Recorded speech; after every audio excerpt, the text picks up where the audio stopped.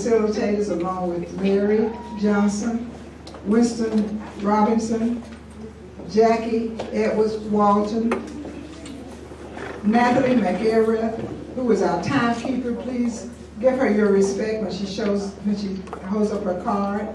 Mr. Steve Johnston, Shay Abdul, who has not come in yet, Mr. Gary Young, and Dr. Thomas Moore, who is our musician, and he will be entertaining us.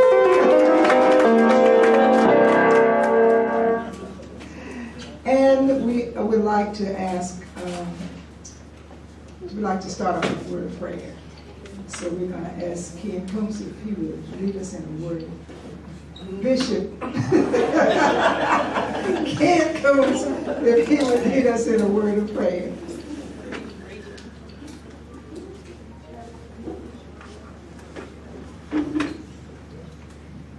Just so y'all know now, just because I don't have my hat to pass this morning, y'all, that's the way the bishop goes, lock the door.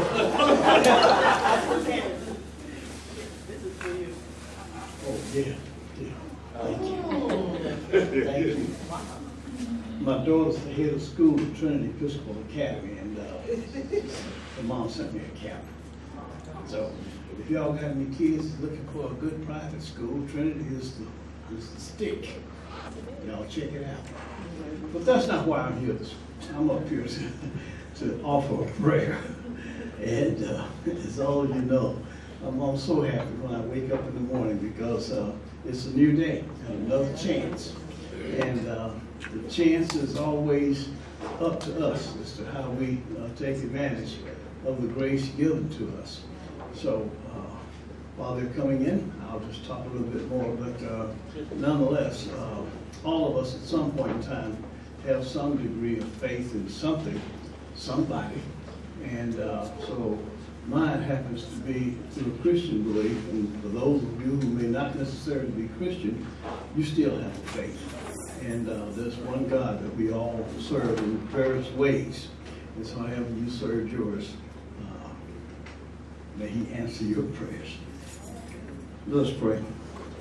Lord, this is a new day that you have given us, a new day, a new chance to get it right, get it better, but also just, Lord, a chance to just get it. And for this, we say thank you. Lord, we're in a difficult situation all over the world, not just here in the good old U.S. of A., not just in Charlotte, Mecklenburg, the state of North Carolina, but all over the world. And for that, oh Lord, I ask that you would have mercy, that your grace and your mercy, both undeserved, are showered upon us, that whatever we may do may be done to glorify you. And as we speak today, O Lord, may the words of our mouths and the meditations of our heart be acceptable in your sight. Amen. Amen. Thank you, Ken. We appreciate that. We'd like to also welcome those that are viewing us by way of live streaming and Facebook. But we'd like to ask if there are ones that are here for the very first time, if you would stand up and introduce yourself and in your affiliation, if need be, if you're here for the very first time.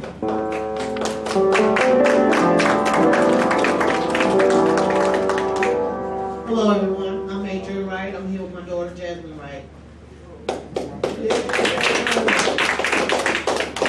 Good affiliation. Good morning, I'm Mika Turner and I'm the Community Engagement Manager for Alliance Center for Education. Welcome. And for the newcomers, we meet almost every Tuesday of the year, about 42. Okay. Good morning, my name is James Giovanni Lockhart. I'm a native Charlottean, and this is my first time here in this facility. I used to attend when it was back at the West Charlotte Recreation Center.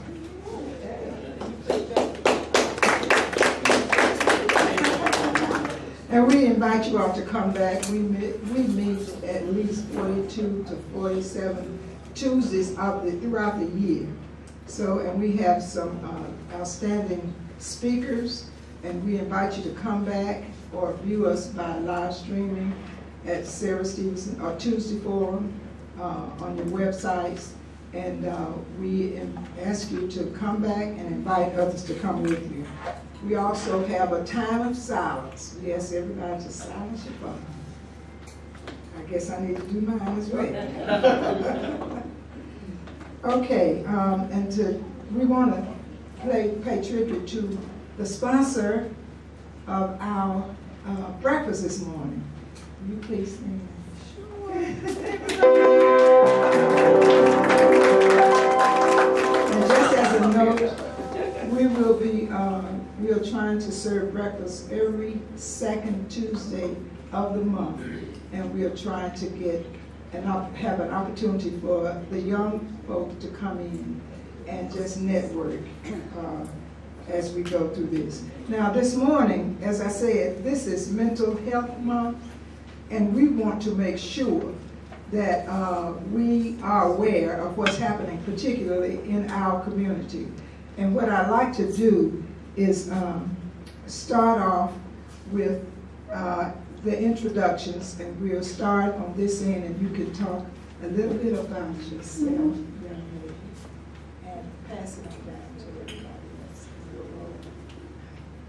Good morning, everyone. Good morning. Now, good gracious. I know it's coffee in here, people eat breakfast, all that kind of thing. Good morning, everyone. Good morning. Okay, that's a little bit better. Thank you. My name is Erica Ellis Stewart. I'm not a stranger to this group. You all used to see me a lot when I was an elected official. I served 8 years on the Charlotte-Mecklenburg Board of Education as an at-large, and so thank you to many of you who helped me to serve our community in that capacity. You also know, if you've been around me for some time, I am a huge proponent and advocate around mental health for many reasons, because many of the people that I work with that have had mental health challenges look like the melanated people in this room, but also I am the person who lives with a severe and persistent mental health concern. I am the person who has considered taking my life or living. And that's a difficult place to be in. Oftentimes when people see this face, they see me smiling, they see me cracking jokes, they see me doing amazing things in the community. I think it's amazing, but maybe y'all don't. But anyway, I say that because, one, you have to check on your strong friend, but two, because someone can look good, smell good, sound good, and they're really hurting on the inside, whether they live with the diagnosis or not. And so we as a community have to become much more aware of what's happening with the person beside us, whether they're in our family of blood or whether they're in our family of choice or just community. Why am I here today? I currently serve as the Deputy Director for Mental Health America. We're a local nonprofit. I'm back about 8 weeks, but back in the day I served with this amazing organization for 7 years, doing community education around mental health diagnoses, around suicide prevention, and also doing a lot of work around public policy related to mental health. And so you'll learn a little bit more about me and what I do and why I'm here, and I'll hand it over to my partner in crime, Ms. Barbara Baker.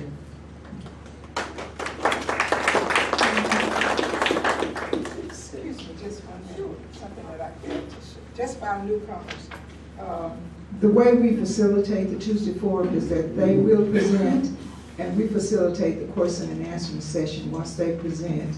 And when you have a question, you raise your hand, we'll identify you, and we ask you to 30 seconds to ask your question, and we give them sometimes a minute or two to answer the questions. And if you want to identify the person that you would like for the question to go to, do so that as well. But we facilitate the question and answer. So once they present, that's when we will open it up for questions and answers. So if they're speaking, and you want to raise your hand while they're speaking, we will recognize you and we'll make a note of it.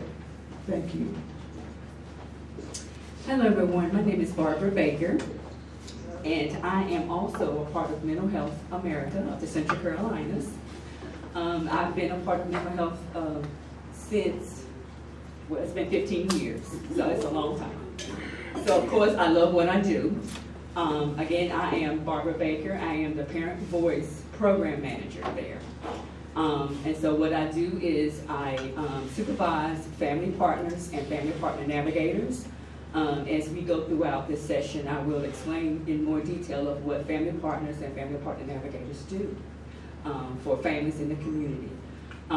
Again, I want to welcome you here. It's Mental Health Awareness Month. I'm wearing green, which is a sign of strength and courage for mental health awareness.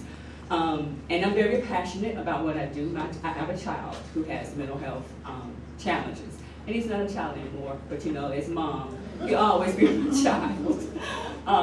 But welcome, and hope you get a whole lot of information in the forthcoming conversations that we're going to have, okay?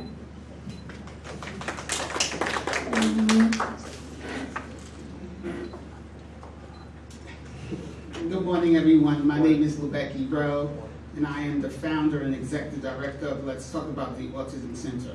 And I'm here to speak on behalf of being a parent of a neurodivergent, adult, incredible adult son who was diagnosed with autism in 1998. And I want to speak about my journey, and I want to give hope to parents who are living with the diagnosis of autism for their child. And what I want them to know is, for me, I didn't realize until some years ago that not only was I a parent of a child on the autism spectrum, but I was also a caregiver. And I want them to know that sometimes in being a caregiver, mental health does come into play. And how do we move forward with helping our child and also caring for our own mental health? So I'll talk a little bit about that today as we celebrate Mental Health Month, because mental health is important for us all.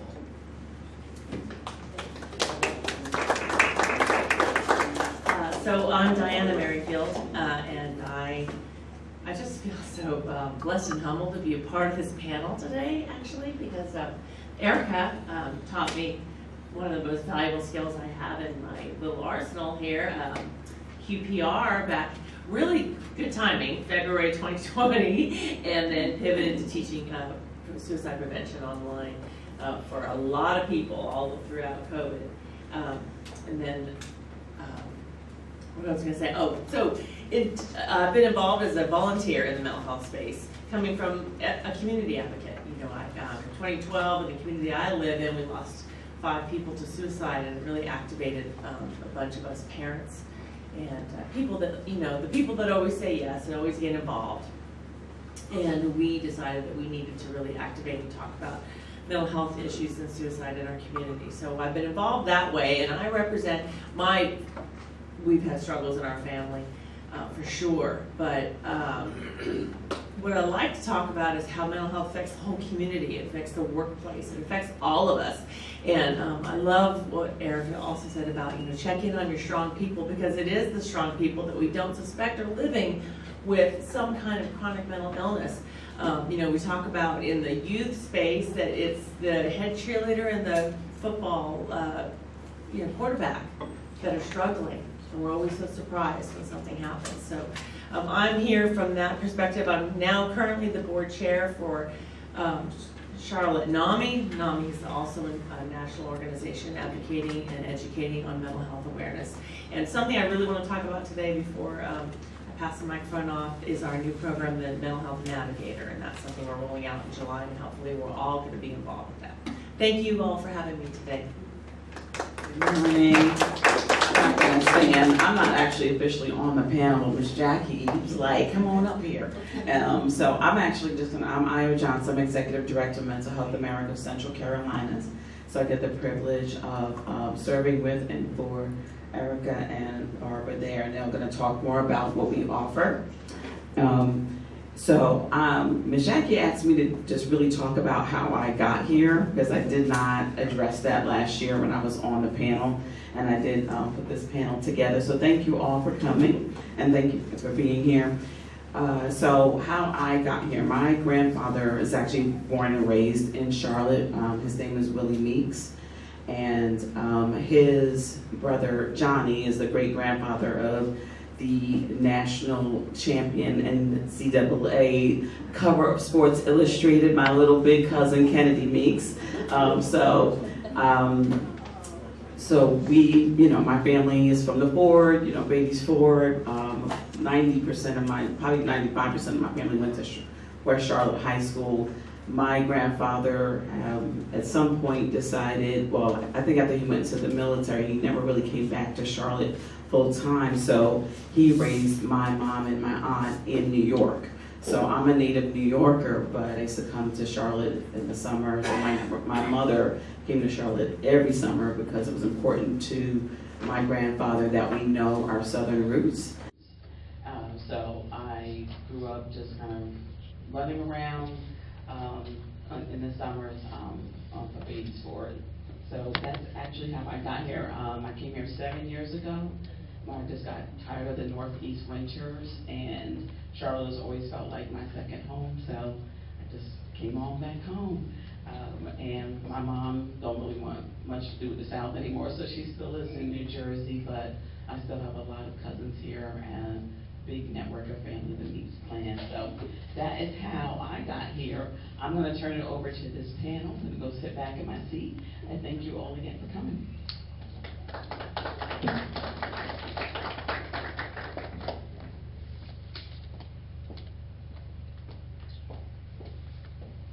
So I want to share a couple of things with you, because as people of color, and I know everyone in here is not a person of color, but as individuals of color, we often do not talk openly about our own individual mental health, the mental health of our family. We might talk about the mental health of the person down the street, but typically we've got the uncle that lives in Big Mom's back room, and we say, be quiet when you go back there, right? But we really don't talk about what does it look like for someone to deal with a mental health concern, whether it's kind of their day-to-day dealing with a concern, or if it's the person who's in crisis. So when we think about a person, just as my daughter would say, a regular smegular person dealing with a mental health concern, a couple of things we should think about, even if we don't know like the clinical terms for different signs and symptoms. When we think about it, is this person dealing with emotional issues, wellness issues that are impacting their ability to live, to love, and to laugh? You might say, well, Erica, that sounds pretty damn simple, right? Their ability to live, their ability to carry out their day-to-day functions. Are they able to pick their kids up from school? Are they able to wash the clothes? Are they able to clean the house? Are they able to put gas in the car, make their bed? Just these regular things that go along with living. Are they able to love? Are their relationships being negatively impacted, right? And whatever that means, their relationship with their significant other, their partner, their children, the people that they work with, are they on edge, right? And their ability to laugh. Do they have joy? The young lady and I here, we were talking about just, we all just hanging in, right? But I said, are you sprinkling a little bit of joy in it? So their ability to laugh, to have that joy. Those are just some simple things we need to look for. When I talk about signs and symptoms, and you think about someone experiencing a mental health concern or crisis, do you all know what that looks like? And I'm a trainer, so I will cold call on you in a minute. So raise your hand. Who in here can tell me a mental health sign or symptom? Anybody? Yes, sir. They can become a recluse. Absolutely, yes. I think I saw a hand over here. Ms. Jackie, that's your hand. Isolation, yes. So I'm glad you all. Zooming thing. The Zooming thing. Am I in the right spot? Right here? Okay. I'm glad y'all talk. I like to move around. Isolation. Isolation is quickly becoming one of the top health concerns in the United States. Did you all know that? It's becoming one of the top health concerns for every age group. Teenagers, middle-aged folks like me in their 50s, and our seniors, our older adults. We're seeing with our older adults, isolation is moving them to take their lives. If you all look up the information around suicide and who is completing suicide, you will see that our seniors are in the top, followed by our young people. So when you think about signs and symptoms, think about a sign as something that, you know, I've got a cold or I've got the flu. Can you see if I've got a fever? Can you see if my stomach is upset? Not necessarily. But can you see if I'm sneezing? If I'm coughing? Right? And so the same thing with the mental health concern. There are going to be some things that maybe you can see, but there are going to be a lot of things that you can't. And because of that, we got to talk. We got to ask questions. If you're like, Erica don't seem like herself today, right? We got to ask those questions and not be afraid. So we're going to talk a little bit more about that, because I could talk the whole time, but I'm going to pass it to other people. Just for information, you can stand if you like, but you don't need to stand. Generally, our speakers stand. They know me. You can stand, it's fine. Thank you for that. I know. I know. Okay. So, again, my name is Barbara Baker, and I'm going to talk on behalf of the Parent Voice Program at Mental Health America. So, the Parent Voice Program assists parents who are raising children with mental health diagnoses, challenges, or developmental disabilities, or children with substance abuse challenges as well. So we have family partners and family partner navigators. So the family partners assist other parents with any goal setting that they like to achieve. We're there to provide that parent with hope, to not be isolated, as Erica talked about, because we're in it together. So the family partners are parents who have raised children with mental health diagnoses, so they understand the challenges that parents go through. So we assist parents in different avenues, mostly mental health navigations. We assist parents with, most of their children will be involved in special education. So as family partners and family partner navigators, we assist them with planning their IEPs, their 504 meetings at schools. We also attend those meetings with them, so they're not alone. They don't get to the school system and feel a little intimidated with all these people sitting at the table and they have no one there to support them. All these services that we do are free of charge. We also are active. Can you repeat that? It's free. $3.99. I just wanted to make sure you all heard that. Free of charge. We also assist families in court systems, because some of our young people have charges due to some of their mental health challenges. They encounter, misdemeanors, different types of charges in the community. So we do go to court system with you. We are actively involved in Recovery Court, which is a program geared to youth who have charges as well as mental health challenges as well as substance abuse issues. So we also, like I said, in school systems, we're in the community, we do Triple P parenting. Triple P parenting is another skill set altogether because it assists parents with different challenges that they face, right? Triple P parenting directly, if you say that you're having problems with your child being disobedient, or if they are choosing the wrong friends, or they're having issues with drugs, we target in on those particular issues that you say are important to you. Parent Voice is geared to helping parents achieve those goals that they see fit for them, right, and their families. So we don't come into you telling you what you need to do. That's not what we do. We're following your lead. You are the lead person in your child's life, right? You know what's important to you, so that's where we meet you at, okay? And so many other things that we do. But most of all, what's most important to me is that parents don't feel like they're doing this alone, because you're not. It's a lot of parents, if they would be honest, are going through the same things, right? So we create that environment where you feel comfortable. We have support groups. We do them virtually. We do them in person. Again, all these services are free.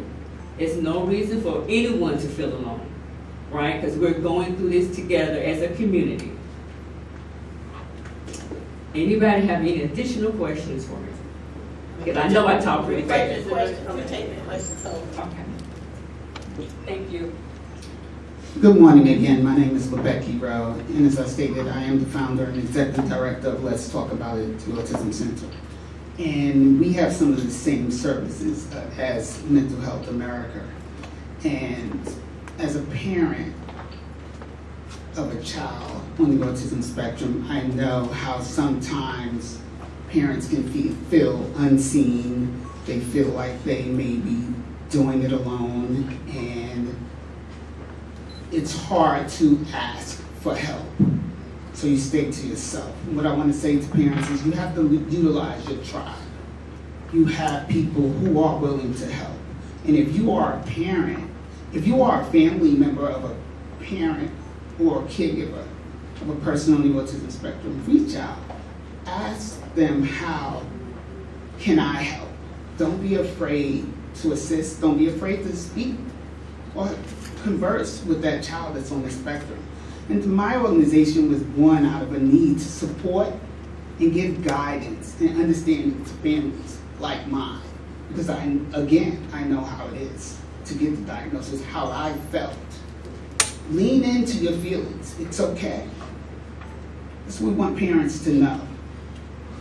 My organization uses a holistic approach. We believe that you have to educate the entire family, not just the person on the autism spectrum.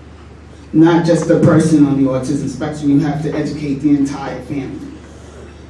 We offer in-home training, behavior modifications, IEP advocacy, parent advocacy, community education, because we know the community needs to know what autism is and how they can be of service to the community.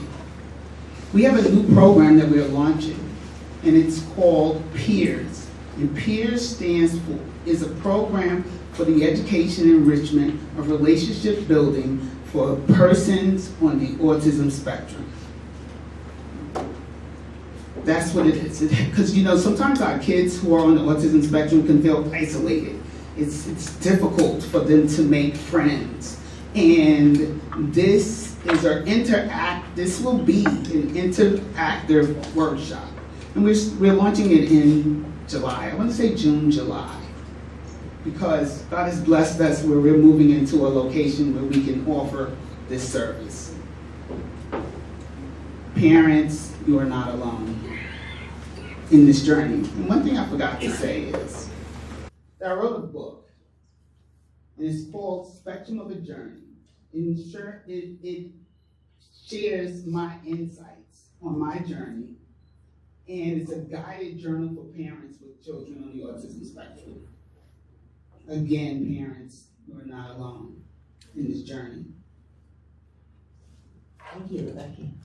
I actually just really want to amplify what you're talking about because, we're all here living in 2025, and there's some, I feel like so much work had been done on mental health awareness and neurodiversity in the past, especially the past decade, because this Gen Z, they ain't having it.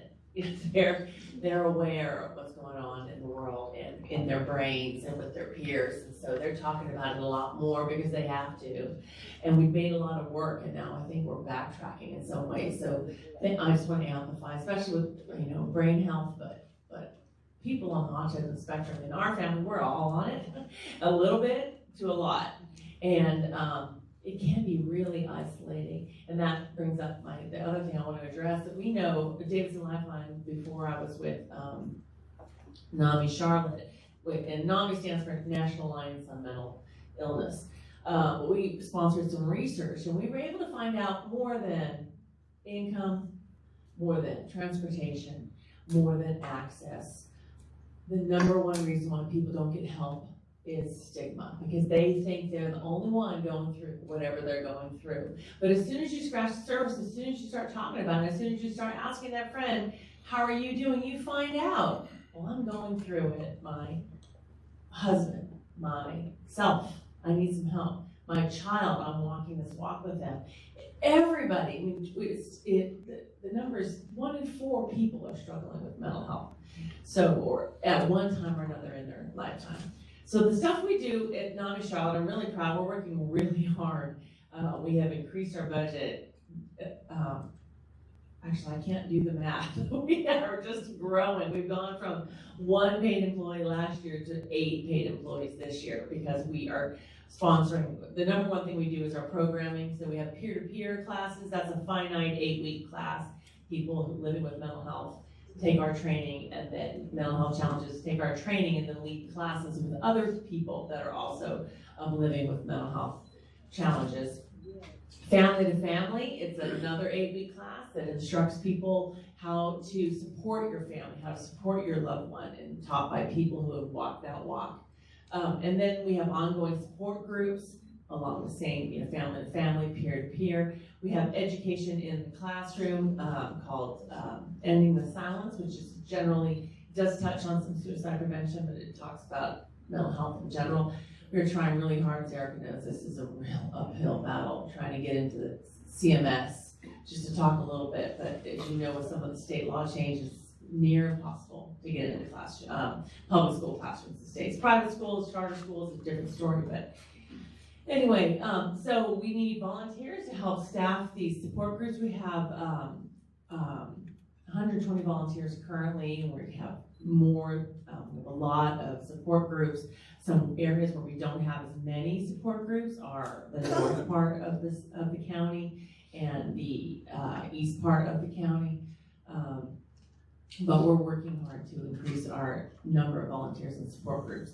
And then, somebody used this term, connective tissue. We're building connective tissue to get mental health services and awareness and support to people. And then the other thing we just started last year, and we are rolling out in July, we've got some real hard driving people in our organization right now that are focused on this goal with the NAMI navigator, Kate's Grace. This is, our intention is one-stop shopping. If you or your family member or friend are going through something and you don't know how to navigate the system, you can call. We are training our volunteers. We have our first class in training right now. It's 40 hours of training. It's modeled on a very successful program in Dallas, Texas, and we aim to be a model for other cities in not just North Carolina, but just kind of following this pattern throughout the country. But you can call. Well, first you can go to our website. You can find resources on our website, but then you can call and you will be greeted by a navigator. What are you dealing with? Let's talk about your symptoms first. Okay, what kind of insurance do you have? What, do you have insurance at all? What type of support are you looking for? If you want to get a therapist, what kind of therapist you might be looking for? So we are collecting data in our database. We are working night and day on this navigator. So that should be up and running, getting started in July, and we hope to serve 700 families in the first year of operation, and we want to triple that within 3 years. So that's our main focus right now. We've been raising money like heck to get that going and increasing our staff. We stole somebody from Mental Health America to help us get that going, Andrea Towner, and we're really dedicated, and any support we can get from any of you, look us up, NAMI Charlotte website, and I'll be happy to take any questions about that specifically. But this is the work, and we got to talk about it, and we got to get private support actually more than ever before. Okay, if I can add something about NAMI, Judy Reiner, I'm sure you know who Judy Reiner is. Judy Reiner gave me my first opportunity to be able to connect with NAMI through the Crisis Intervention Team of Mecklenburg County to speak on a panel. Being a retired New York City police officer, it gave me the opportunity to speak about autism and how autism has no look, and to be able to train first responders on how to engage with persons with autism should they encounter the community, should they encounter them in the community. And I have to say, NAMI is doing the work, and that was my first opportunity prior to starting my organization. So I thank you. Welcome, thank you. So you've heard a lot today about supports that are here in Mecklenburg County. Ms. Baker talked about the Parent Voice program that is a part of the offering for Mental Health America. There are other portions of the organization that you may not know about. First of all, this organization has been doing this work for a long time. We've been based in the Charlotte community since 1933. I think well before most of us, except for maybe Ken, you might have been. I'm just messing with you. But we've been around since 1933, back when it was called the Mental Hygiene Society. That's a whole different conversation. Yeah, it's a whole different conversation. But we're here to educate the community. And so offering classes like the one that she talked about, QPR, Question, Persuade, Refer, which teaches people, how do you recognize when someone may be at risk for suicide? Not only how do you recognize this as a layperson, how do you have the conversation? How many of you in here are ready to look another human being in the eye, like I look at Jay Hill in the eye and say, are you thinking about suicide? How many of you are ready and prepared to do that? You may not be right now, but come to one of my 2-hour classes, you will be. I promise you that. And we all need to be prepared because it's not if, it's when. When we think about suicide, how many of you are parents? How many of you are uncles or aunties? How many of you know a kid? Right? So, when we think about our babies, for our babies, the rate of suicide is a problem. Did you know that suicide is the second leading cause of death for our kids? Who knew that? The second leading cause of death for our children, ages 10 to 14. For young people, ages 10 to 24, also problematic. And so, even if we're not worried about ourselves, our sisters, our coworker, we need to be worried about our children because they're dying at significant rates from suicide. And so looking at programs like QPR so that we are each prepared to ask another human being, are you thinking about suicide? And if the answer is yes, or maybe, we know what to do to get them connected to the next level of care.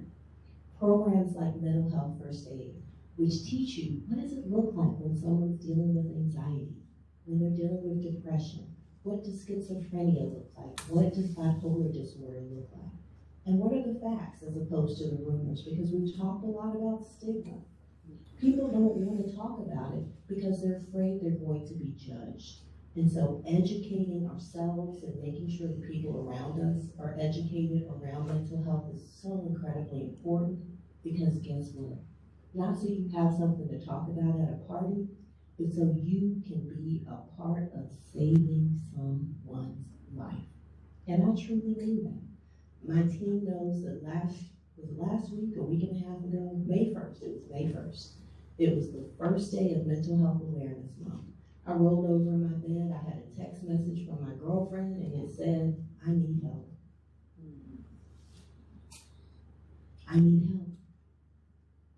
Because she was thinking about that gun that was in her house, and that she didn't want to be here anymore. Luckily, I was the one who got that message. Is there someone at your house who can secure your women? Is there someone at your house who can secure the medication that's in your house? She's a veteran.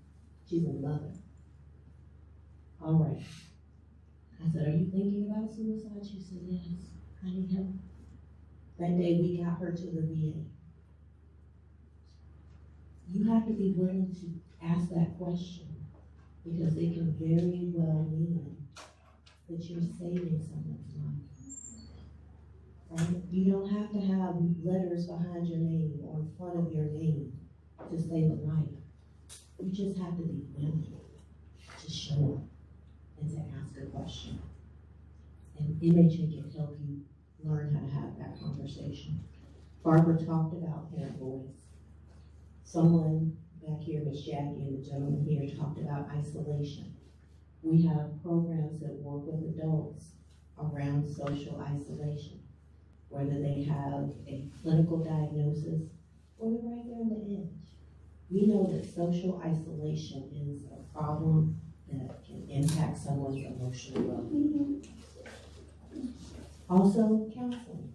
People talk about, I can't afford a counselor. I don't know if I want to go to counseling. I don't know if I go to counseling, will I see someone that looks like me, right? We want to have counselors who are, what's the word, culturally relevant, have cultural humility. MHA saw that issue prior to the pandemic, and we said, we want to be a part of the solution. We want to make sure that we're helping the pipeline of mental health clinicians, Black and brown people in, right? And I say that, I'm going to tell a funny story. I have time, is it real quick? No, I don't have to, I do? Okay, I'm going to tell it anyway. A friend talked about going to a therapist. Y'all know what this means, right? Y'all see somebody doing that? What's that mean? They're scalp itching. That's right. As Black women and hopefully Black men, y'all know. Y'all seen some of y'all doing it too. We've seen y'all doing it. Don't play. So, homegirl goes to the therapist. You know, she got this going on. The therapist, who is not one that has some cultural humility and relevance, diagnosed her with a tick. She didn't have a tick, so then they go down the path of that, but they don't deal with the trauma that she had, the reason that she was there. But they dealing with a tick. It wasn't a tick, her scalp is itching. So, not that you can't go to a therapist or a mental health clinician that doesn't look like you can. And it doesn't mean that they cannot provide you with amazing service, with healing service. But it just says, we know that we need more people of color in the pipeline. When we think about psychiatrists can prescribe medications. Psychologists diagnose and all kinds of things, and therapists can be a social worker and all kinds of letters and things. That's a whole other class.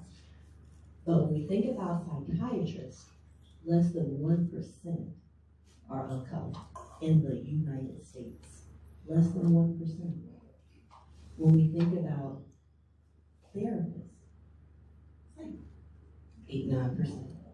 So we know we need a bigger pipeline. And so we've started a free counseling center around the time the pandemic started. You can come and get free short-term therapy. You can come and get therapy through our student interns who are getting their social work degree, master's level social work degrees, marriage and family therapy degrees, and get amazing service. And so we're removing barriers and bringing services to the community. And I say that because 52 million Americans deal with a mental health concern in any given year. That's 1 in 4, as Becky said. So count all 4 in this room. It's a bunch of us in here, myself included, right? And so we need to make sure we're dealing and talking about mental health concerns. Is it time for us to open up for questions? Yes, we have quite a few questions. And I'd like for you to identify the person that you would like to answer the question, or if you want all of them to answer them in 30 seconds. Once you ask your 30-second question. So the first person who will give us an example of what we're talking about unless we ask a 30-second question is Jackie. Yes, I can do it in 30 seconds. I'm so excited about the program today because I came in 1978 to work at mental health on Billingsley Road. So I am excited.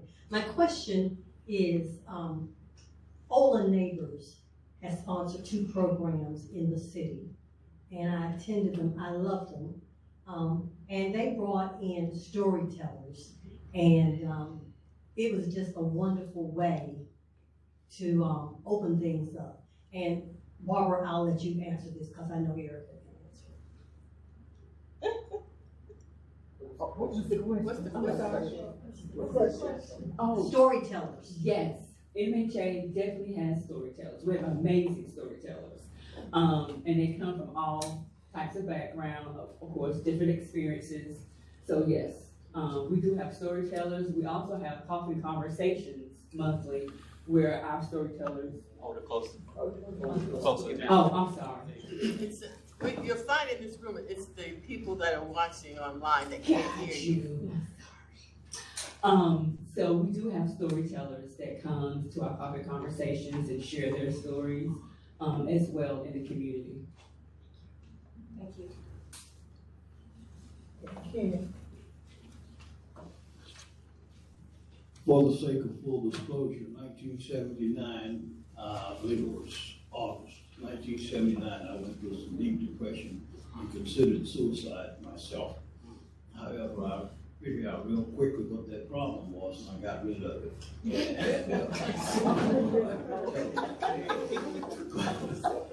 My question, what do you do when you had encounter a family wherein the mental health issue is transferred from parent to children? We all remember as youngest, our parents said, boy, you ain't gonna run me crazy. But they already crazy. And how do you deal with that when you go to families where it's a transition from the parent mental condition that's transferred to the kid, and they're all in jeopardy? Who do you want to answer that? I Whichever see you looking one. at me. Well, I'm looking at you because you're so beautiful. Not that the others are not. That's why I like hanging out with Ken, because I get all kinds of accolades. I'm glad you asked that question, and I thank you for your transparency, because we need to have men especially talk about struggles. How many of you have heard of something called ACEs? And I don't mean we slamming the ace down for spades. Okay, so we got 1, we got 2, we got 3, we got 4. Okay, so ACEs stands for Adverse Childhood Experiences. There was a study conducted in the early 1980s, and I'll tell you more about that later, you can Google it. But basically, it boiled down to 10 questions about someone's childhood. And the asking of these questions determines a level of trauma that may exist for a child. Now, your number could be 0, your number could be 10. The 0 is no better than the 10, but what matters is the resilience that is available to the child and that family and the resources. And so I know your question is about when there are mental health concerns that can be passed down or can be multi-generational. First and foremost, we got to talk about it, because the things we don't talk about are the things we don't treat, right? If we don't talk about, you got a big abscess in your leg, and we hide it with our pant leg and our socks, and it's smelling and the stuff falling out of it, you're not getting it treated. And we do the same thing with mental health. We saw that mama was having anxiety and depression. We start seeing that in the child. It goes untreated. That child now becomes schizoaffective because we didn't treat it early. And so we've got to talk about it, because the things we don't talk about, we don't treat. Now, back to ACEs. In our community especially, many of the things that lead to high ACE scores, we are dealing with. Violence in the home, poverty, a parent, one or more, who is or has been incarcerated, parents that are divorced, all kinds of, there's 10 questions. And so we as a community need to be educated on ACEs, but more importantly, we need to look at how do we build resiliency. And when I say resiliency, I don't mean we as a people are strong, we are, but there are specific things that we can do to flex our resiliency muscle. Are we creating times where we as adults and kids can engage in creative activity? Because just being creative helps the neuroplasticity of our brain. We talk about the thing of what we wire together, we fire together. So if there's a negative risk factor or negative impact, if we can take a positive risk factor, or excuse me, a positive protective factor and fire that together, that helps with the healing process for children. So looking at the things that are resiliency based can be a part of how we change some of that trajectory. But also we can't be afraid to send us or our kids to therapy. We can't be afraid of, yeah, we might need to take a little medicine, right? I got my little old lady pill case that I take every day. So we have to do these things to make sure that our emotional well-being, simple things like movement, breath work. I would add to that by saying, so again, with the Parent Voice Program, we address the whole family. So just like we know the child has some mental health challenges, the parent may have some mental health challenges as well. But for that parent to be able to pour into her child, we have to pour into that parent. So making sure that they are doing self-care, making sure that they are taking care of their needs so they can support their children as well. It's vital. So our services addresses the whole family. Let's talk about the Autism Center nonprofit organization here in Charlotte. We address some of the needs. It seems that we all address some of the needs. And for parents, sometimes we have to make decisions in a moment's notice. It's just like you're in traffic and you have to find another direction to go. And in receiving calls from parents on a daily basis, I do realize that sometimes our parents, some of them have ADHD and ADD, and now they have a child who's on the autism spectrum. And so they also need help in how to navigate. How do I help me? How do I help my child? Who's gonna help us? And that's why support groups are so important for parents. And just like the other agencies, we offer support groups as well. We offer training. It goes back to the advocacy. How do I advocate for my child? My child's in a program that I do not like. Well, what you have to know is that you don't have to stay there.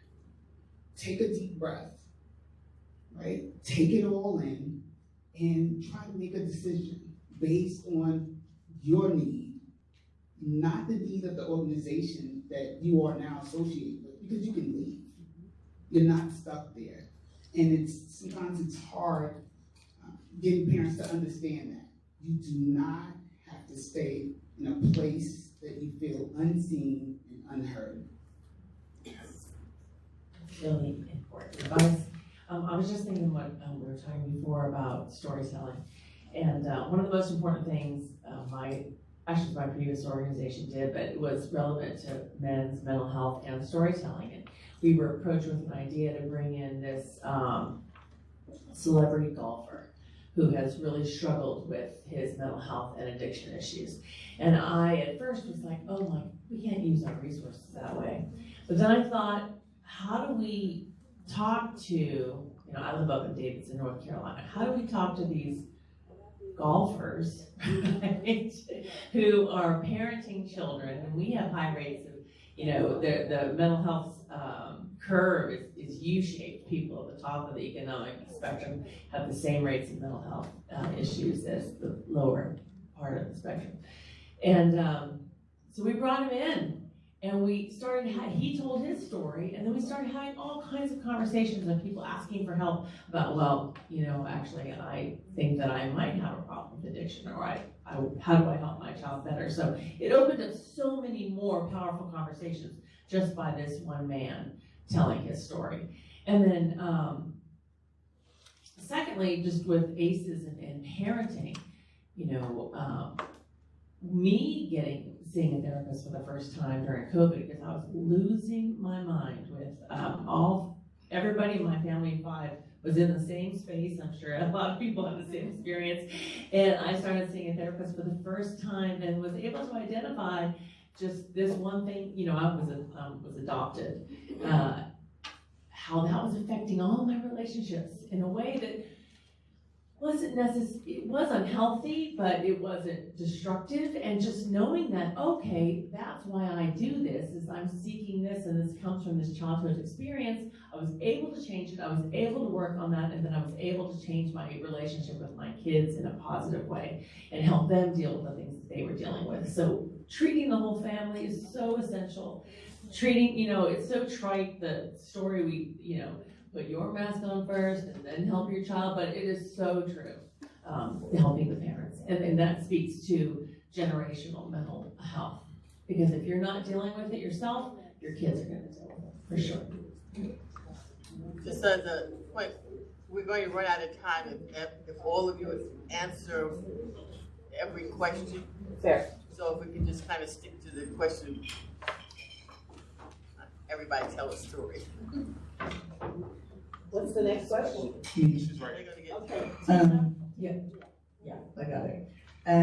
So my question is, throughout the years, I've heard about all of these things that come under the umbrella of mental health, whether it's personality disorder, character flaws, learning disorders, ADD, autism,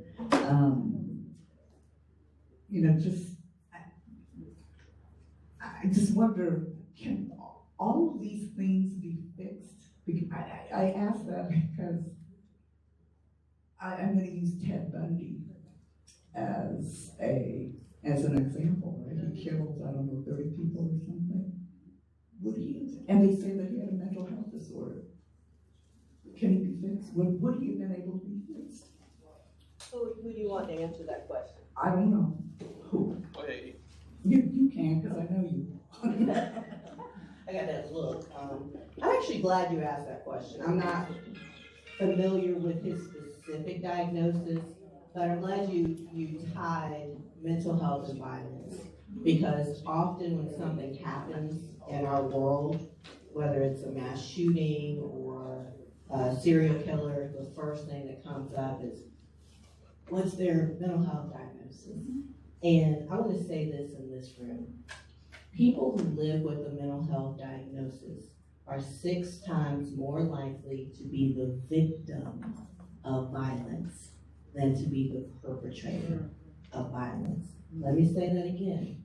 People living with a mental health diagnosis are 6 times more likely to be the victim of violence than the perpetrator. We have allowed the media, law enforcement, and whoever else to shift the narrative that people who live with mental health concerns are raving, violent lunatics. And in the vast majority of cases, that is categorically untrue. And that adds to the stigma of mental health and people's desire to get treated and people's willingness to talk about it. Because people don't want to be seen that way and labeled that way. Again, I can't talk about Ted Bundy's diagnosis because I wasn't here to treat him. But it's unfortunate that when we have these types of concerns and issues, that's the first place we go, as opposed to just saying, that person was violent. That person was at their own form of evil. And if you look in the DSM, the Diagnostic Statistical Manual, the Bible of mental health diagnosis, last time I looked, evil wasn't a coded diagnosis. This is it. So Becky. It's on me? Oh, go. I think.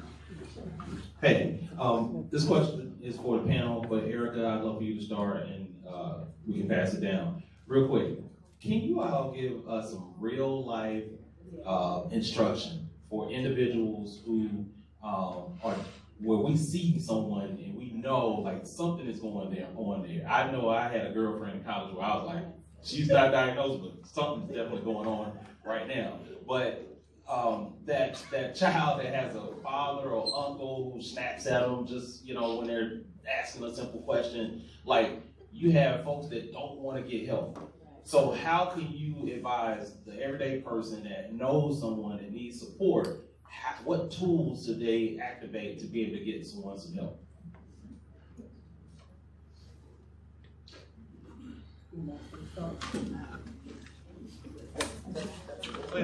I will start by saying, for me, it would be just asking them, how are you today?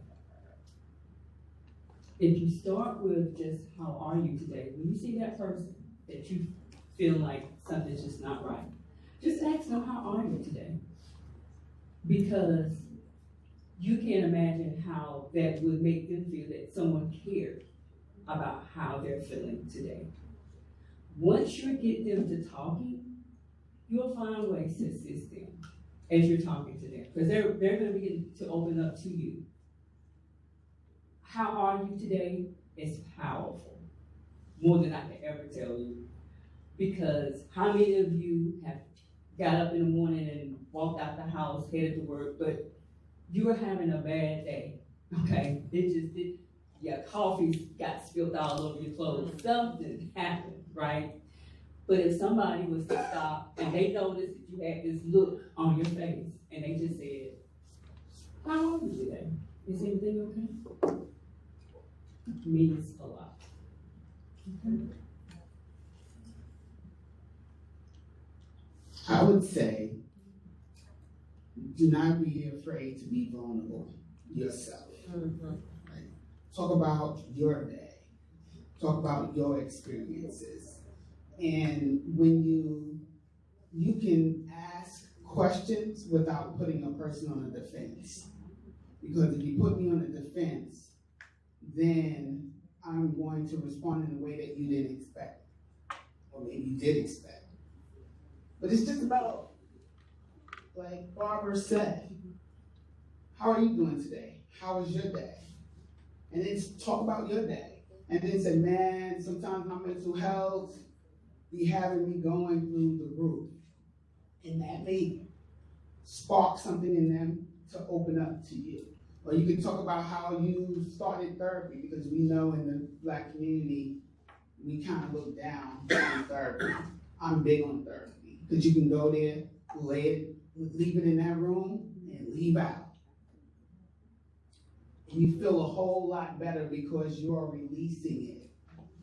And that's what we need. And people need a trusted person to hear them without any response. Right? We have to learn to listen more and speak less, because it'll allow people to be more vulnerable. And without judgment, right? And meeting people where they are not where you expect them to be. Absolutely, yeah. No, I would just agree. I think that's 100%. Being vulnerable, telling your own story. A tool I use is just being observant. And, you know, when I'm talking to a friend, like, hey, you don't, you used to come around, you used to join us for lunch, I don't see you joining us for lunch anymore. Or, I just noticed, you know, this person checked your parking spot, and you could, that's like a 2 in terms of world problems, but your reaction was a 10. How does that sit with you? Like, you know, think about that. And you know, that's an instructive thing. I use that all the time. You know, a 10 is life-threatening, but your reaction and the situation needs to be more on the same level. Think about, you know, have you checked in on your mental health and talked to your doctor about your mental health, because that's something that I do. So, to being vulnerable is the best advice. This is good dialogue, and we need to hear all that's being said, but we have so many questions. So, Natalie, we need your help. 30 seconds, and we need you to direct it to the person that you want to answer the question. You can use the color that they're wearing, the way their hairstyles are, whatever, but identify the person that you want to talk to answer your question, and we give them how much time to answer, Natalie? 2 minutes. 2 minutes to answer the question. So, our next person. I got the mic. Okay. All right. Unofficial member of the panel. Just want to briefly say, to answer Jay's question, Mental Health America, on our website, we have free mental health screenings. They're anonymous. We don't get that information. They actually funnel up to our national office. So if you have someone that you know is struggling or you think might be struggling, you can take the screening for them if you think that they don't want to take it for themselves, or you can offer that resource to them. It's free of charge, multiple different lots of information. My question is for LaBecky, as our autism expert on the panel. There is an attack coming from the federal level on autism. They're talking about starting a database using clinical notes from doctors. Can you talk to us and really help us understand the danger of this attack on autism, almost like as federal policy? Because it's, to me, who have a lot of wonderful people in my life that are on the spectrum, this is scary.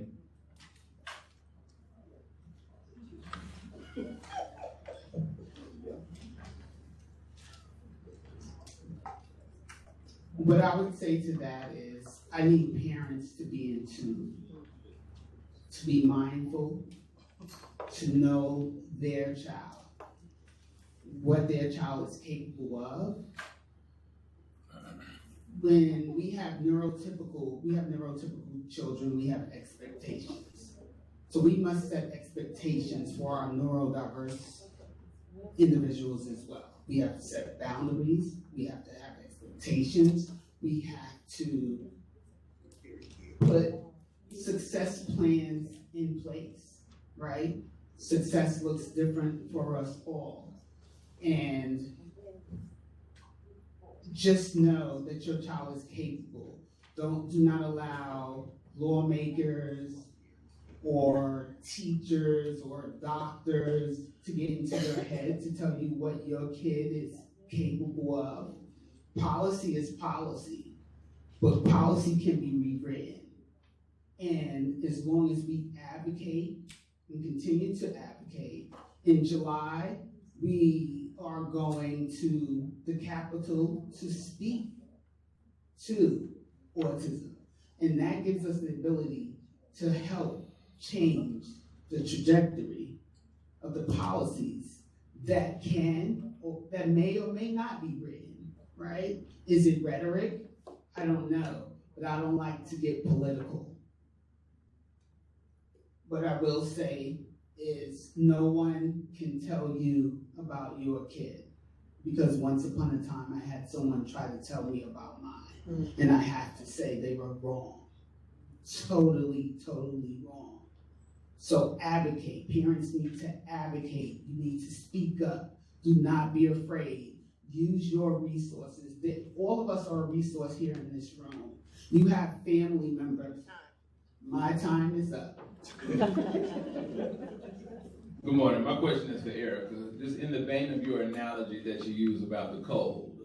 So when it comes to a treatment approach for mental health, is it to recognize, I guess, the cold and to accept and be able to live with the symptoms, or is it to figure out a cure for the cold once that diagnosis is made, or once you figure out there is something going on? What is the approach to treatment, and what is the outcome goal of it all?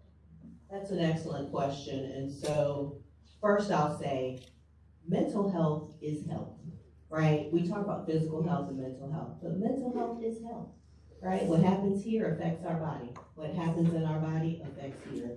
And so just like if you had cancer, or if you've got diabetes, or you've got the flu, you're going to go to your doctor. You're going to want to be diagnosed so we know what I'm dealing with. All right, what are the options for treatment? It might be therapy, it might be medication, it might be movement, it could be a bevy of things. And so you have to figure out what are the things that are going to work for you. When we look at psychotropic medications, it's not a once and done happy pill. You may have to try 3 or 4 or 20 medications to find the one that works for you, the one that you can tolerate the side effects, if the side effects bother you. And so, you have to figure out, okay, if I'm choosing medication, I know that I'm gonna have to do, try a couple of different things. And that may take a minute. It's not just a one and done happy pill. If I'm going to go to therapy, I have to find a therapist that works and jives for me, because it's a relationship, it's a two-way street. Also, with a mental health diagnosis, depending on what the diagnosis is, it may be one that you're going to live with for the rest of your life, or it may be something that is situational. So for example, you may be going through a divorce, and that divorce is creating anxiety, or that divorce is leading you to have depression. That's situational, right? But you may have a person who's diagnosed with schizophrenia or bipolar disorder. Those are mood disorders, which typically a person tends to live with those, and you manage the signs and symptoms throughout life. And so it kind of depends on what it is. I can talk with you more about that. I keep hearing the word free service. Where do you get your funding, and is it being cut? Who do you want to answer? There are three different organizations. Do you all get your funding from the same places? Not necessarily. I guess we can each talk. Real quick. So we get funding, government dollars. Yes, we have seen a dip in that because of some of the things that are happening. We get individual donors, like anyone in this room. Please go to mhafcc.org/donate. Anything will help us. We write grants to foundations, and then we have some corporate dollars, and we've had United Way dollars in the years as well. Just to add to that, we're always looking to diversify our funding. Our funding has come from United Way and other grants that we've received, as well as the Mecklenburg County ABC, and also private donors, as well as private and individual donors and corporations. Same for us, from individual donors and foundation grants. But I will say, you know, with the cuts, federal dollars, the tap was open during the last administration. And we're seeing the cuts coming down the pike, and it's gonna affect everything. So, Good morning. My name is Jasmine. I've been over here, almost tearing up, 2 days ago. A classmate of mine took his own life. So like just hearing you all speak about this, I'm thinking about the fact that I'm almost reaching double digits in terms of classmates taking their own life.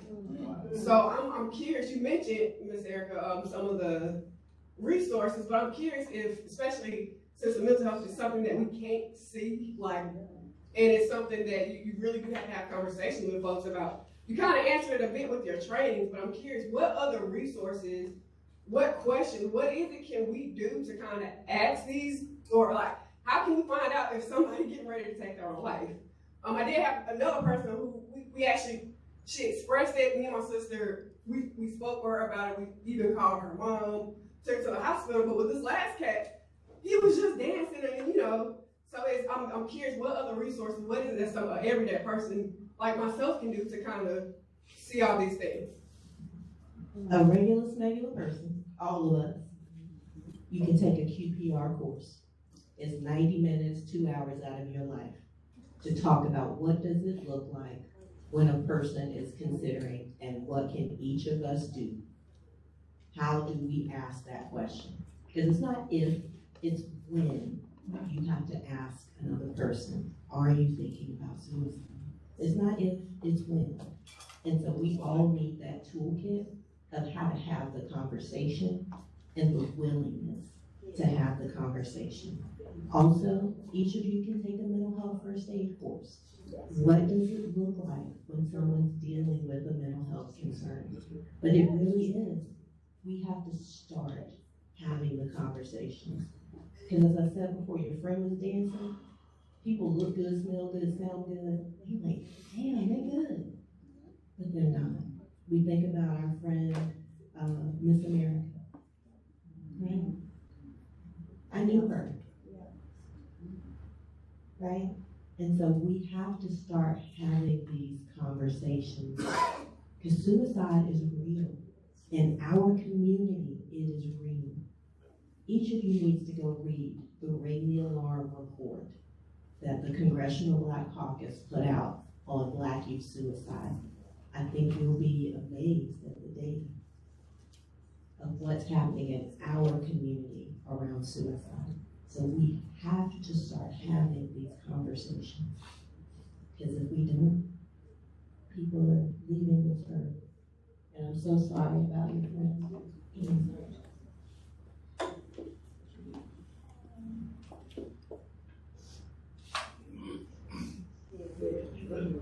Alright, I guess my question will be more directed towards MHA. Ken's question brought to mind the passing of trauma.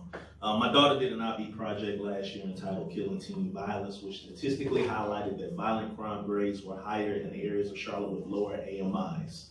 And directly speaking with kids, many feel that what's downtown isn't for us and lean on the streets to become affluent. For me, I recognize the violence amongst youth stemming from a generational disconnect from parenting and a lowering of values, resources, and generational systemic damage.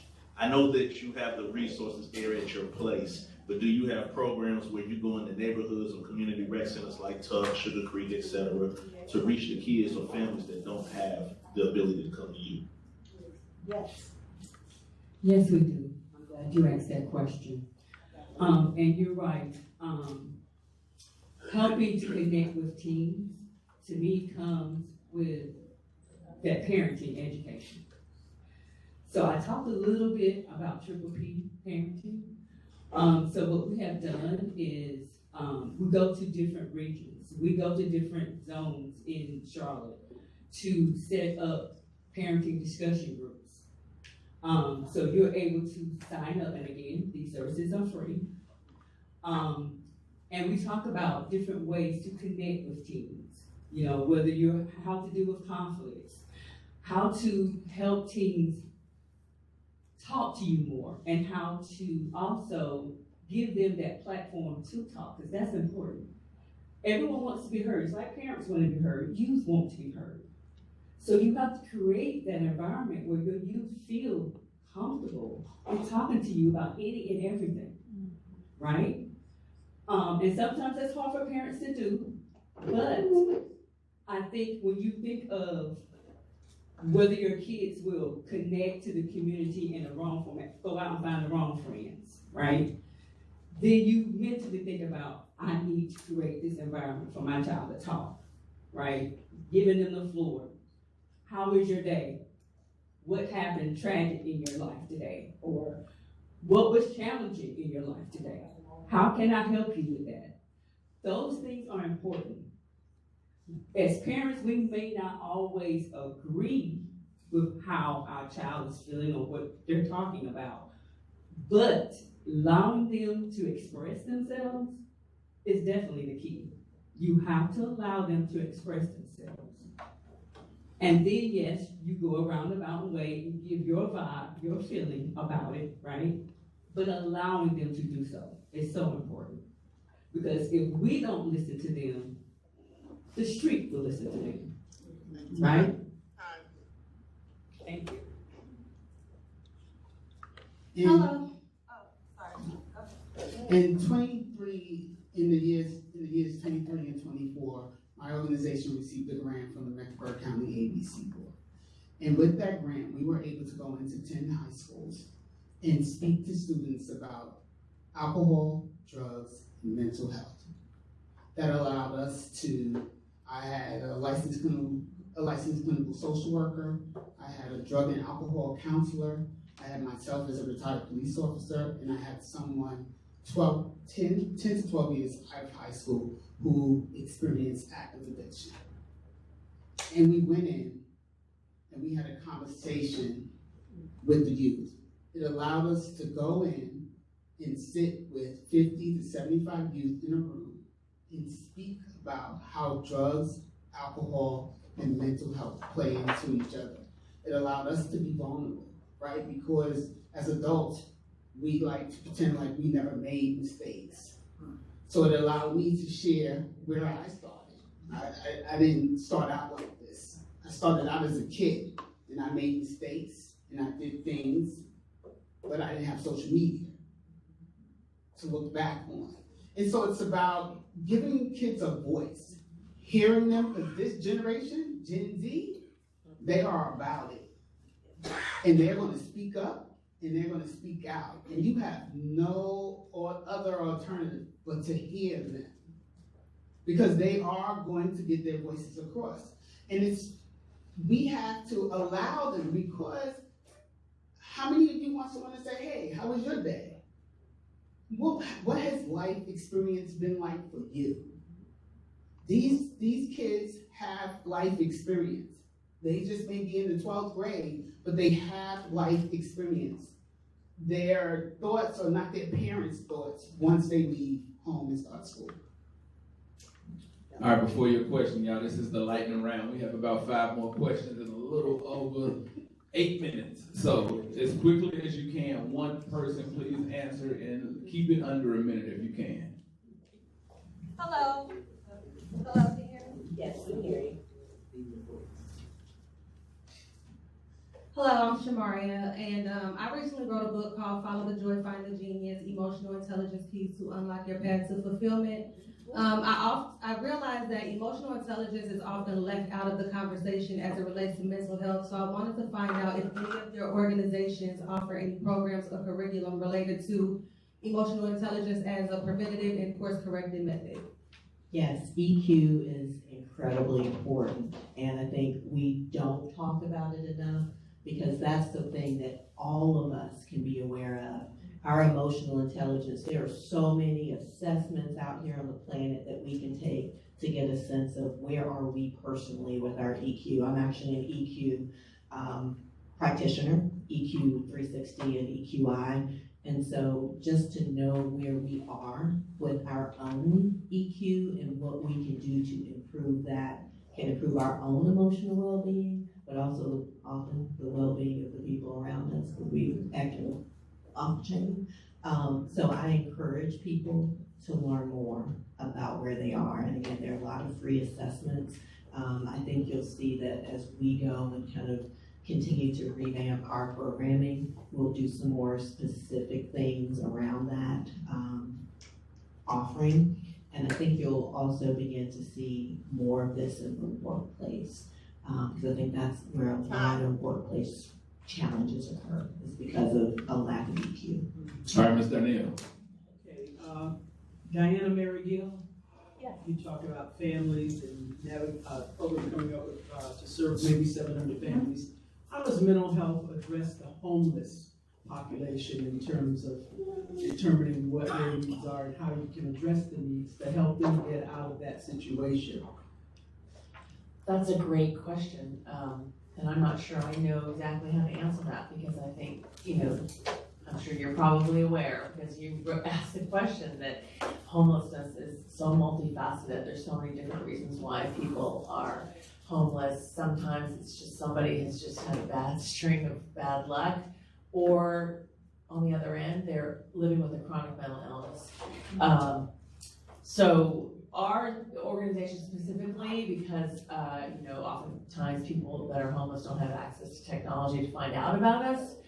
We're not an organization that is going out into homeless areas and talking specifically. I know we have had training sessions at, I can't remember the name of the men's shelter nearby here, but once people are getting to a point where they're getting access to care, they're getting access to resources, we are available to them with our peer-to-peer support groups, our family-to-family support groups.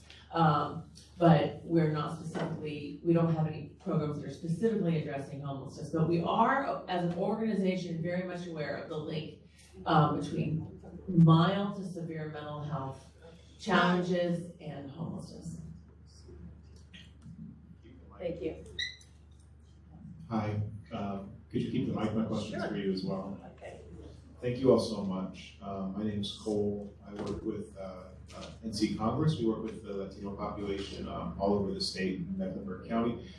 We are particularly worried about the mental health of our Latino and other immigrant students here in Mecklenburg County, and have found it hard to for our nonprofit providers who already work with the school to get in and offer mental health services, particularly for immigrants and children of immigrants who are experiencing a lot of trauma right now because of the immigration enforcement that's happening in our county, all over the state and all over the country. Can you talk about your experience trying to work with CMS schools? I believe you intimated that it was hard to get in just to do basic mental health stuff. A little bit. Thank you, Paul. Yeah, how can we help get in there? Well, one of the big challenges right now, just in general with CMS is, and this is school districts all over the state, is because and I don't actually know the real word for this legislation, but we're all calling it the Don't Say Gay bill. But it's so broadly written that each school district is interpreting it in their legal departments differently. And and CMS is interpreting it very conservatively. So they are using it to prevent any kind of conversations around mental health in the classrooms for, they don't want to open themselves up to legislation or lawsuits, basically. So it's been hard. Even when we were trying with Davidson Lifeline and also with Mental Health America, we were trying to teach QPR in the CMS classrooms, and we got in for a while, but then they kind of cracked down on that. So that's become hard, but specifically to Latinos, and people are working on that, just so you know, and in the state Senate, they are working on a bill to repeal that. So there is some work around changing that because it has been detrimental. We work with some school counselors who 2 years ago, they could have conversations with children and say, hey, mom and dad, I think your child needs to be evaluated for suicide risk. We're having this conversation. Oh, well, can I just have another couple seconds? And they can't have that conversation now. All they can say is, mom and dad, you have to pick up your child. We're concerned. And that's it. They can't say anything specific. But specific to Latinos, we are working with our navigator.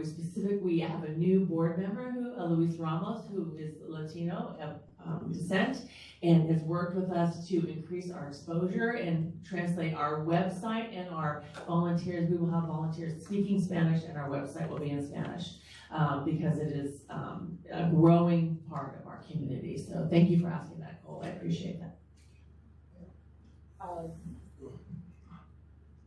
Two things: advocacy, advocacy, advocacy. In our state, the school budgets, staffing is by categorical funding streams. Our mental health professionals in the schools are well beyond the national average, the national best practice.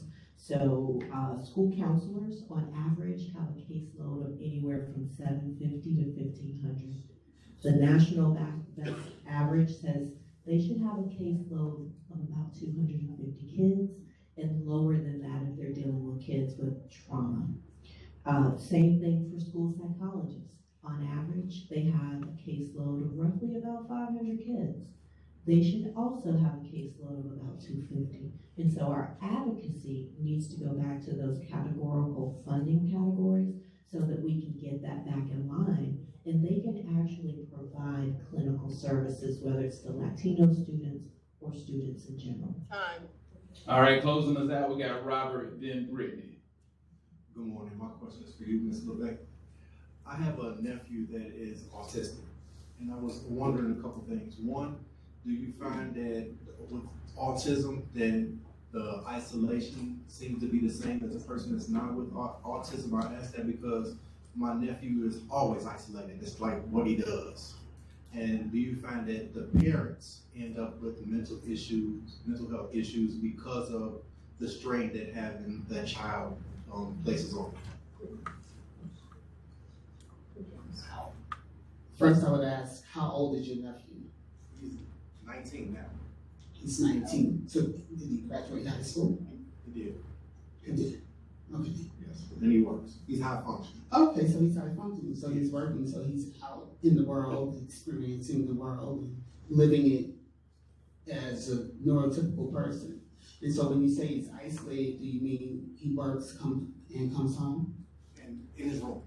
Okay, so that's why our organization is starting the peers training. It's an evidence-based program that helps with relationship building. And so we talk about how to enter and exit a conversation, how to maybe have a bunch of friends come over. So we teach those things, we talk about cyberbullying, bullying as a whole, what are some things that you can do socially? And so we help them to come out of that isolation zone, if you will. And as far as parents, I'm sure with parents, it does cause you anxiousness and anxiety because you want a better quality of life for your kid.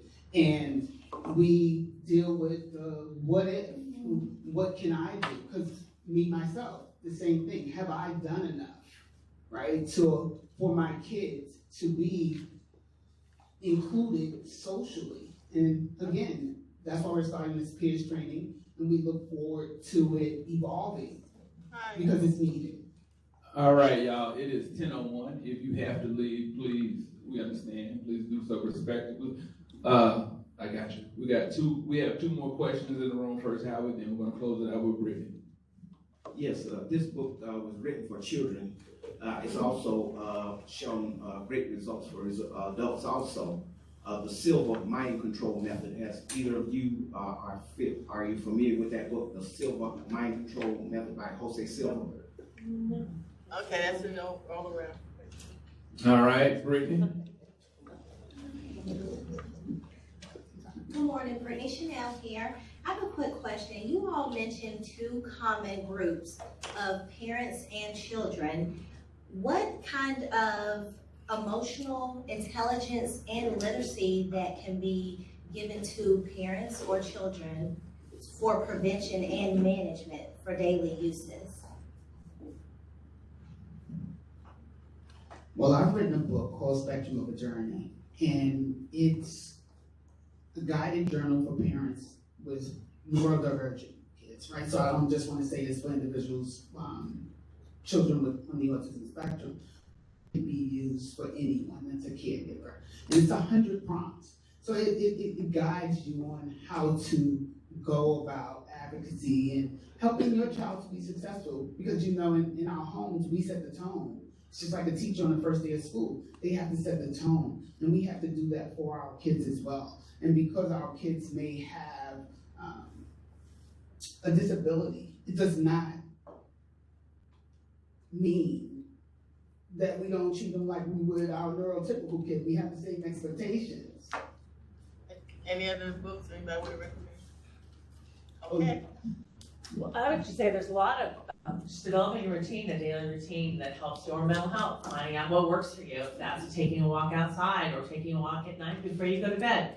Or there's lots of online helps, actually, some of the different apps that are out there to help you just organize yourself, or meditation, the music you like. So developing what works for you on a daily basis and practicing that, I think. Also, cigarettes. Ladies and gentlemen, because these kids. All right, y'all, we're gonna close out with our mental health all-star panel. We're gonna have closing statements from everyone before we go into announcements. Not cigarettes, don't listen to this man. I'm gonna give you all a call to action, because it doesn't make sense, you just don't listen. You're not gonna sit and get, you're gonna go and do. Call to action, 1, educate yourself. Sign up for a QPR or mental health first aid class today. Go to mhafcc.org and sign up for one of those two or both today. Educate yourself. Number 2, have a self-care plan. The things that you are going to do to maintain and increase your wellness. Self-care is a practice. You do it every day. Ladies, getting your nails done and your hair did, not self-care, beautification. That doesn't count. Be an advocate. What are some of the things and who are the people you can advocate for? Yourself, your community, your family members. 2 specific things that you can advocate for, parity. Google it. One of the things that we were able to get as a result of COVID is access to telehealth therapy. That is currently on the chopping block, and that is a problem because it provided access to a lot of therapeutic services for a lot of people. So please advocate for that. And number 4 on your call to action, talk about it. It is mental health. Break the stigma, talk about it. Tell your own story if you have a story. 2, share something that you learned today with someone else. What is your call to action? Educate yourself, self-care plan, advocate, and talk about it. This is not a test, it is a drill. Hi, my thing is education. As we all know, knowledge is power. We've talked today about so many trainings, workshops, seminars that are free, right? Triple P parenting. The other thing I wanted to address was the Family Partner Training Academy that's starting with Mental Health America in July. Please sign up for that. That is something that parents can take that gives them a whole curriculum of things and even can set them up for getting certified as a National Family Support Person, okay? I think the bottom line is, do not be afraid to ask for help. Folks do not know what you are going through. We must open the door to receive the help we need. Reach out to your family, your friends, your coworker, your boss, the relationships that you built along the way. Faith, hope, love, strength. You utilize your tribe. They are there for you. You don't always have to be the strong person. Yeah, amen to that. I would just echo that. Tell your story and don't be afraid to ask for help, and don't be afraid to encourage others to ask for help and or encourage others. And then if we can be of any help to any of you, NamiCharlotte.org, we have platforms and curriculum that can help people tell their stories and do those things too. So thanks for having me. Let's give them a round of applause. Thank you so much. We're going to quickly have some announcements. If you have an announcement, please raise your hand and Jasmine will get to you. We're going to start with Ayo. Did you get my name correct? I've been scalded, so I know. Speaking of mental health, I wanted to announce MHA, if there are any therapists, psychologists, psychiatrists, or licensed clinical providers in the room, we are having a professional networking mixer. It's free.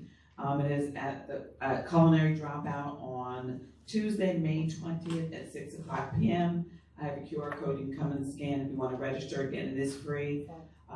So please, if you know any therapists, we want diversity in the room. Tell them about it. All right. You got one, Miss Jackie? All right, Jay Hill, young lady in the back. Real quick, my name is Jay Hill, CEO of the Range Trip Agency, and on June 21st on West Boulevard, my latest project is called So Fresh and So Cleanup Day. We're from the exit 9 off 77 on West Boulevard to Villa Grande Parkway. We're going to have a massive cleanup, beautification, revitalization of the West Boulevard corridor. So any organizations that want to join me in being volunteers to clean up, beautify the lovely West Boulevard, talk to them. Exit 9A, exit 9A. All right. Oh, and I'm on Strong Place. Is that the podcast?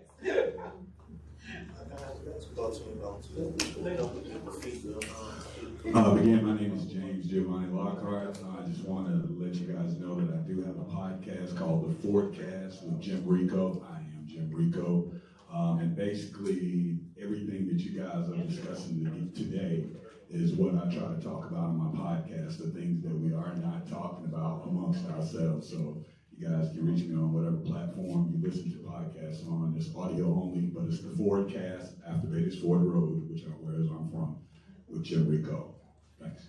Come on, West Side. All right. Hello.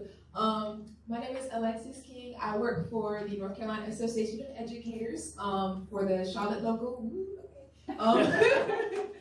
So we are doing a community proctoring initiative right now. We're asking a few people to come and help proctor exams and also in the hallways at Mint Hill and James Martin Middle Schools. If anyone is interested, please come see me after. And we also are still running our petition for mental health days for educators. You know they need it bad. So if anyone wants to sign that, come over. All right. Okay. Little baby. my organization, let's talk about it, the Autism Center, we have a podcast, it's called Autism in Color. So if you know any parents who would like to come on and share their journey through neurodiversity, we welcome them. You can go to our website, let's talk about it, theautismcenter.org. And you can find me on LinkedIn. All right, Erica. Thank you. Two things. On Saturday, May the 24th, for the Love of Peace pop-up is occurring. There will be a mental health panel also during that event. It will also be on the west side at 2401 Kendall Drive, which is the West Charlotte Rec and Community Center. The event for the Love of Peace will take place Saturday, May 24th from 12 to 4:30. The panel will occur at 2 o'clock. Also, we've talked about QPR, which is Suicide Prevention Course, a number of times. You can take that course on Thursday, May 22nd at 11 a.m., or you can take it on Wednesday, June the 11th at 6 p.m. if you need to do it after work time. We also will offer the class in Spanish as well. It is free. Sign up on mhafcc.org. All right. Hello, good morning. I had to leave and come back, so I'm sorry if I missed anything important. But my name is Diana Martinez, and I'm working here with the City of Charlotte Community Relations. But I also work part-time with the prevention organization, Center for Prevention Services. We do all things substance misuse prevention. We work very directly as well with the Latino community, and I'm not sure if this was brought up, and I apologize for not being here. But are there opportunities for partnerships for working with the Latino community? If so, what do they look like? What are you looking for? And just to sort of get that conversation started. Thank you. So we can talk after that, but yeah, we have specific talk after. Yeah. All right, Ms. Jackie. Aya, did you have an announcement? I did. Oh, I had tried to get Jay to do it, but it was We'd like to thank Mental Health America of Central Carolina today for the breakfast. That was. Hold on, round of applause. Round of applause. Thank you for feeding us. Mental Health America. And the caterer is Lily's Authentic Caring Kitchen. Come on, Lily. Is that Lily right there? Thank you, Lily. Delicious. And I'd also like to announce that next week, the subject will be immigration. We're not quite sure who all the persons will be yet, since we've got a lot going on, but we just would like for you to come. Thank you. All right, so let's get Ayo and Cole quickly. Any final announcements? Yes, thank you very much. The organization Gather Good Charlotte will be hosting an event, Teach Me How to Devka. That's the Palestinian circle dance and the Arabic circle dance. Come meet your local Palestinian community Friday, May 16th, 3706 Central Avenue from 7:30 to 9:30 p.m. Devka workshop by Furqat Al-Watan. Thank you. That's dope. MHA, we have a podcast called Strong Place, and I wanted to announce that Jay Hill was our very first guest for Mental Health Awareness Month. His episode dropped last Tuesday. And then this morning, Greg Jackson, the founder of Heal Charlotte, his episode dropped this morning, and you can find us on YouTube. Ladies and gentlemen, thank you for attending another week of the Sarah Susan Tuesday Morning Forum. Please join us again next week. The topic is immigration